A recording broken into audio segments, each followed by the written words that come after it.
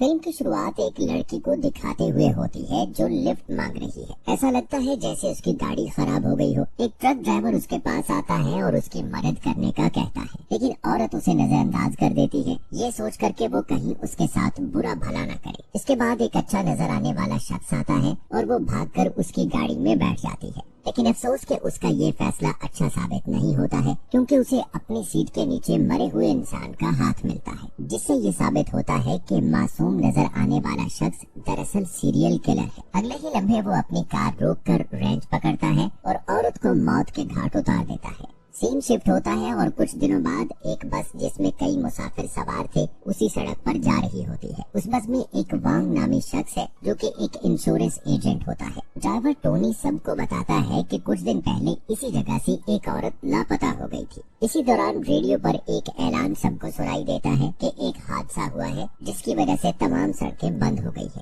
مسافروں میں سے ایک شخص جس کا نام لی ہے کہتا ہے کہ اس نے اپنے کام پر وقت پر پہنچنا ہے، جس پر ڈرائیور ٹونی کہتا ہے کہ وہ ایک دوسرا راستہ جانتا ہے، اور سب بس والوں سے پوچھنے کے بعد کسی کو بھی اس پر اعتراض نہیں ہوتا اور یوں بربادی کا سفر شروع ہو جاتا ہے۔ راستے میں وہ ایک اندھیری سرنگ میں داخل ہوتے ہیں جس کے بارے میں ٹونی کہتا ہے کہ وہ اس ٹنل کو پہلی بار دیکھ رہا ہے۔ اس کے باوجود وہ گاڑی چلاتا رہتا ہے، لیکن اچانک سے ایک آدمی بس کے سامنے آ جاتا ہے اور بس کو روکتا ہے۔ ہر کوئی گھبرا جاتا ہے کہ وہ اندھیری سرنگ کے بیچ میں کیا کر رہا ہے، لیکن وہ شخص مسافر نکلتا ہے اور وہ بھی بس میں چڑھ جاتا ہے۔ لی جو اخبار پڑھ رہا ہوتا ہے اسے پتہ چلتا ہے کہ یہ آدمی ایک کرمنل ہے۔ وہ چھپ کر چھری نکالتا ہے۔ بس میں دو خواتین ہوتی ہیں، ایک کا نام سارا جو کہ ایک ماڈل ہے اور دوسری جینگ جو کہ پریگننٹ ہوتی ہے۔ بچوں میں دو بہن بھائی، ایک کا نام پارک اور دوسرا فینگ ہوتے ہیں۔ ٹونی دیکھتا ہے کہ 20 منٹ سے بس چل رہی ہے اور ابھی تک سرنگ کراس نہیں ہوئی، اس لیے ٹونی کو شک ہونے لگتا ہے کہ کچھ تو گڑبڑ ہے۔ وہ جانتا ہے کہ ملک کی سب سے لمبی سرنگ صرف 11 کلومیٹر لمبی ہے، جسے کراس کرنے میں تقریباً 10 منٹ لگتے ہیں، اس لیے سب واپس جانے کا فیصلہ کرتے ہیں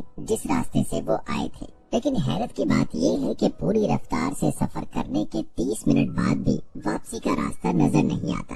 یہ ایک نہ ختم ہونے والی اندھیری سرنگ ہے جس میں کسی دوسرے جاندار کے آثار دکھائی نہیں دیتے۔ خوفزدہ ہو کر ڈرائیور ٹونی بس روکتا ہے اور ہر کوئی باہر نکل کر معائنہ کرتا ہے، لیکن عجیب بات یہ ہے کہ پریگننٹ لڑکی کو اپنا موبائل فون ملتا ہے جسے اس نے غلطی سے تقریباً 1 گھنٹہ پہلے سرنگ کے شروع میں گرا دیا تھا، جس سے ثابت ہوتا ہے کہ یہ سرنگ کوئی عام نہیں ہے۔ جب ہر کوئی گھبرانا شروع کر دیتا ہے تو لی سب کو پرسکون ہونے کا کہتا ہے۔ وہ مدد تلاش کرنے کے لیے چند گھنٹوں کے لیے پیدل چلنے کا بھی فیصلہ کرتا ہے، لیکن کیونکہ سرنگ میں کھو جانے کا بھی ڈر ہے اس لیے وہ فیصلہ کرتا ہے کہ ایک لمبی رسی کو لیا جائے اور اسے پکڑ کر ٹنل میں چلا جائے۔ خوش قسمتی سے انہیں وہاں ایک رسی بھی مل جاتی ہے۔ جانے سے پہلے وہ آدمی جس نے بس کو روکا تھا وہ بھی ان کے ساتھ جانے کا کہتا ہے۔ راستے میں لی اس سے ڈرتے ہوئے اس کا نام پوچھتا ہے اور وہ اپنا نام چین بتاتا ہے، لیکن وہ اپنے کام اور فیملی کے بارے میں بات نہیں کرتا۔ تھوڑی دیر بعد دھند چھانے لگتی ہے اور بس کی طرف 2 آدمی آتے ہوئے دکھائی دیتے ہیں۔ پہلے تو وہ سب ڈر جاتے ہیں، لیکن بعد میں وہ ہر چیز کا سامنا کرنے کے لیے تیار ہو جاتے ہیں۔ ان کے قریب آنے پر پتہ چلتا ہے کہ وہ لی اور چین ہے، اور حیرت کی بات یہ تھی کہ جہاں سے وہ چلے تھے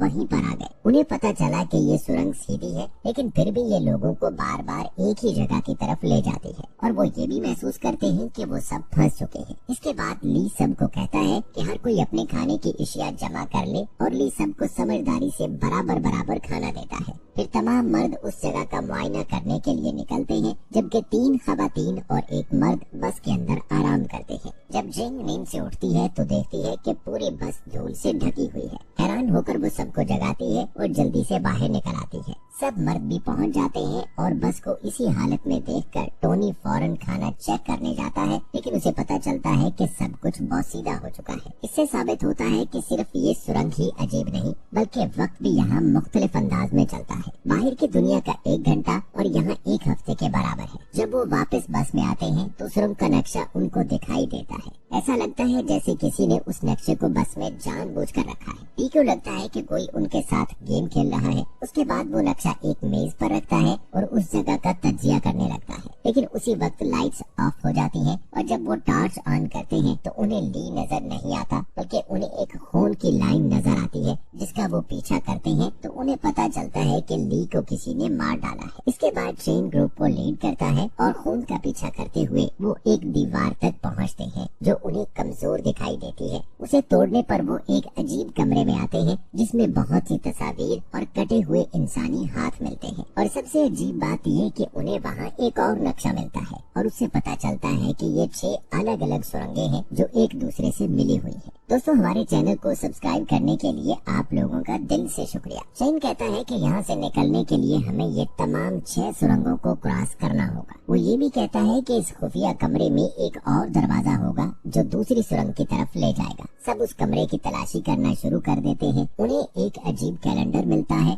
जिसमें तमाम तारीखें 15 जुलाई की दिखाई देती है। शेन को लगता है कि ये एक क्लू हो सकता है और जब वो कैलेंडर को दीवार से फाड़ता है तो लकड़ी का एक खुफिया दरवाजा खुलता है। सबके अंदर जाने के बाद कमरे में मौजूद टीवी एक औरत को दिखाना शुरू करता है जो एक गार में फंसी हुई थी। इसके बाद सब लोग दूसरी सुरंग में दाखिल हो जाते हैं जिसमें अजीब बात यह है कि उनकी बस भी उसी जगह पर खड़ी है। वो हैरान होते हैं कि क्या वो उसी टनल पर पहुंच गए हैं, लेकिन चेक करने पर उन्हें पता चलता है कि सुरंग वही है लेकिन एक मुख्तलिफ टाइम जोन में है और तारों से लिपटी हुई है। खाने की तलाश में वो सब बस के अंदर चले जाते हैं। वहाँ उन्हें नूडल्स का एक कार्टन मिलता है। ड्राइवर टोनी को सीट पर एक बंदूक मिलती है और वो लालच में आ जाता है। टोनी सबको धमकी देता है कि खाने की तमाम एशिया मेरे हवाले कर दे। अपनी जान के डर से वो सब खाना उसे दे देते हैं। अब क्योंकि वक्त तेजी से आगे बढ़ रहा है इसलिए उन सबको बहुत जल्द भूख लग जाती है और वो आहिस्ता आहिस्ता कमजोरी महसूस करने लगते हैं। थोड़ी देर बाद सारा भूख बर्दाश्त नहीं कर पाती, इसलिए वो टोनी के पास जाती है और नूडल्स के एक पैकेट के बदले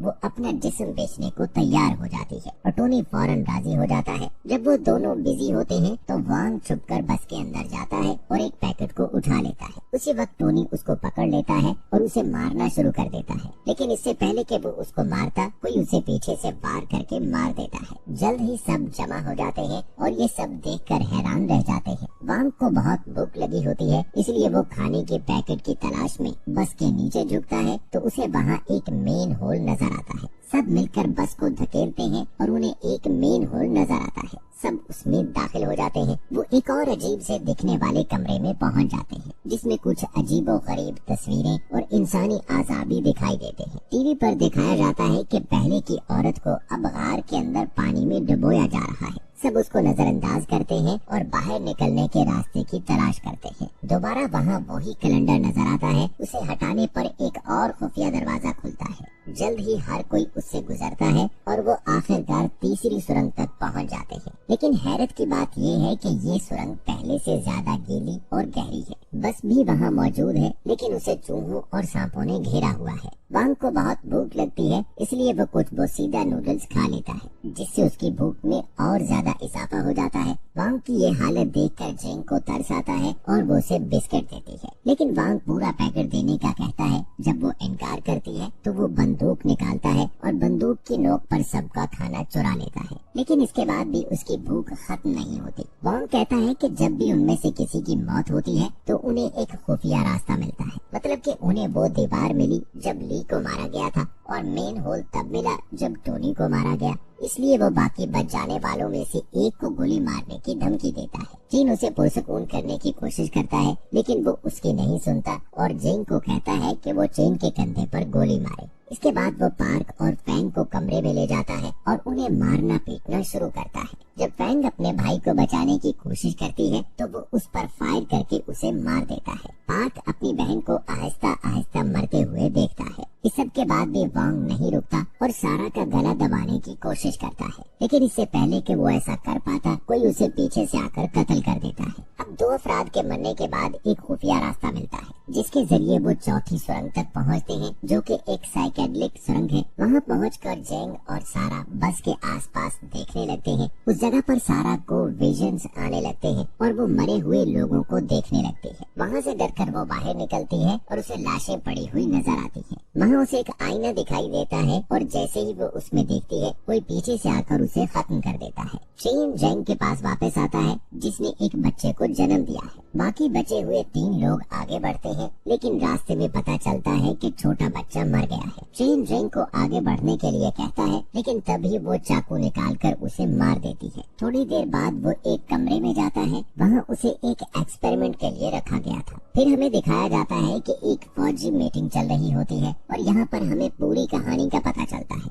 एक आर्मी जनरल कहता है कि फिल्म के आगाज से ही सीरियल किलर जेम्स पकड़ा गया है लेकिन अब वो कोमा में है और उसने कई लड़कियों को अगवा और कत्ल भी किया था। लेकिन सैयारा नामी लड़की अब भी जिंदा है और मसला ये है कि सीरियल किलर के अलावा कोई नहीं जानता कि वो कहाँ कैद है। क्योंकि वो कोमा में है इसलिए उससे पूछगछ भी नहीं की जा सकती। इसलिए फौज ने मुल्क के बेहतरीन ब्रेन रिसर्च इंस्टीट्यूट के साथ मिलकर जेम्स के ब्रेन में विजन्स के जरिए जाकर सैयारा का पता लगाने का फैसला किया है। अगले दिन एक साइकोथेरापिस्ट जेम्स को होश में लाने में कामयाब हो जाता है और वो साइकोथेरापिस्ट कोई और नहीं बल्कि शेन होता है। यहाँ हमें ये भी पता चलता है कि वो सैयारा शेन की बीवी है। इससे पहले हमने जो भी देखा वो जेम्स के विजन में हो रहा था। अगले दिन के एक्सपेरिमेंट में दीवार पर लगे कैलेंडर से उन्हें क्लू मिलता है। उन्हें पता चलता है कि ट्रेन की बेबी एक दरिया के करीब कैद है। लेकिन मसला ये है कि मूसलाधार बारिश की वजह से सूरत हाल तशवीशनाक होती जा रही है और अगले 30 घंटों में दरिया के दोनों किनारों पर मौजूद तमाम गारें पानी से भर जाएंगी, जिससे सैयारा की जिंदगी खतरे में है। आर्मी जनरल चीन के पास आता है और चीन उससे पूछता है कि हर कैलेंडर पर 15 जुलाई क्यों लिखा होता है। इस पर चीफ बताता है कि इसी दिन सीरियल किलर के माँ बाप मर गए थे और इसी दिन उसके बाप को पता चला था कि उसकी माँ का एक ड्राइवर के साथ नाजायज ताल्लुक है और दोनों के दरमियान झगड़ा हुआ जिस पर उसकी माँ ने उसके बाप को छुरा घोंप दिया। जब चेन जेम्स के दिमाग में दाखिल हुआ तो उसका मिशन टनल से बाहर निकलता था ताकि जेम्स कोमे से जाग सके। इसलिए उसने ये नहीं सोचा था कि इतनी शख्सियत होंगी। इसी तरह चेन को इन सब के साथ बातचीत करनी पड़ी ताकि वो अपनी बीवी की कैद के बारे में जान सके। चेन का असल मिशन असल मुजरिम को तलाश करना था। ली एक बेहतरीन शख्स था जो जेम्स से मुशाबहत रखता था। चेन ने सोचा था कि ली जेम्स को इस ग्रुप से बाहर निकाल सकता है, लेकिन बदकिस्मती से वो सुरंग में लाइट्स जाने के बाद अचानक गायब हो गया। दूसरा शख्स ड्राइवर टोनी था जो एक गुस्सीला आदमी था और ये भी जेम्स से मुशाबहत रखता था। तीसरी और चौथी शख्सियत बॉन्ग सेल्समैन और मॉडल सारा थी जो जेम्स के माँ बाप से मुशाबहत रखते थे क्योंकि जेम्स का बाप सेल्समैन और उसकी माँ एक मॉडल थी। पांचवी और छठी शख्सियत वो जुड़वा बच्चे थे जो उसके बचपन की शख्सियत से मुशाबहत रखते थे। लेकिन एक और शख्सियत है जो बस में नहीं थी और हमेशा अंधेरे में छुपी रहती है। ये वो शख्सियत है जिसने ली, टोनी और वांग को छुप कर कत्ल किया था। लेकिन मजीद जानने के लिए चेन को एक और तजर्बे की जरूरत थी। अगले दिन चेन बराह रास्त जेम्स का सामना करता है और अपनी बीवी के ठिकाने का पूछता है, लेकिन जेम्स उसे कुछ नहीं बताता और उसे अपने मुख्तलिफ हिस्सों में ले जाता है जहाँ उसकी जिंदगी के मुख्तलिफ वाकयात हुए थे। चेन पार्क का सामना करता है जो जेम्स की सबसे कमजोर शख्सियत है। चेन उससे अपनी बीवी के बारे में पूछने की कोशिश करता है लेकिन उसकी जुड़वा बहन फैंग उसे रोकती है। इसके बाद चेन एक सिनेमा हॉल पहुँचता है जहाँ उसका सामना सुरंग के अंदर होने वाले तमाम कत्ल के पीछे असल बुराई से होता है और उसे पता चलता है कि वो कोई और नहीं बल्कि खुद चेन है। और हमें ये भी पता चलता है कि जेम्स इतना बुरा है कि जो उसे देखता है वो भी सीरियल किलर की तरह सोचने लगता है। बुरा चैन नहीं चाहता कि सैयारा को बचाया जाए, इसलिए उसने सुरंग के अंदर मौजूद सब लोगों को एक एक करके मार डाला और साथ ही छोटे बच्चे को भी। अचानक पार्क स्टेज पर आता है और चेन की बीवी सैयारा को मारने की कोशिश करता है, लेकिन आखिरी लम्हे में वो पीछे हट जाता है। मौका देखते हुए चेन पार्क के पास जाता है और उसे जगाकर अपनी बीवी के ठिकाने के बारे में पूछता है। पार्क उसको बता देता है और वो वहाँ से चला जाता है। इसके बाद ब्रचैन और असली चैन एक दूसरे के आमने सामने आते हैं और एक दूसरे के साथ लड़ना शुरू कर देते हैं, लेकिन ब्रचैन इस पर हावी हो जाता है और ये जाहिर करता है कि उसे कोई नहीं हरा सकता। इसके बाद हम देखते हैं कि बहुत ज्यादा बारिश होने लगती है और सैयारा गर्दन तक पानी में धंस जाती है और डूब कर मरने के करीब होती है। असली चेन जेम्स से अपनी दुनिया में वापस जाने की इल्तिजा करता है, लेकिन वो उसकी बात नहीं सुनता। इसके बाद असली चेन एक मंसूबा बनाता है और उसे एहसास होता है कि वो अगर एक नाकाबिले तसव्वुर काम करता है तो बुरा चैन भी मर जाएगा और उसके साथ ही जेम्स के अंदर की तमाम बुराइयां दूर हो जाएंगी। और जैसे ही वो ऐसा करता है तो बुरा चैन खत्म हो जाता है और अस्पताल में जेम्स जाग जाता है और एक बदला हुआ आदमी नजर आता है। वो सबको सैयारा के मकाम के बारे में बताता है। इस तरह सैयारा को वक्त पर बचा लिया जाता है। लेकिन फिल्म के आखिर में हम चेन को ना खत्म होने वाले टनल में घूमता हुआ देखते हैं और हमें पता चलता है कि वो कभी वापस नहीं आ सकता।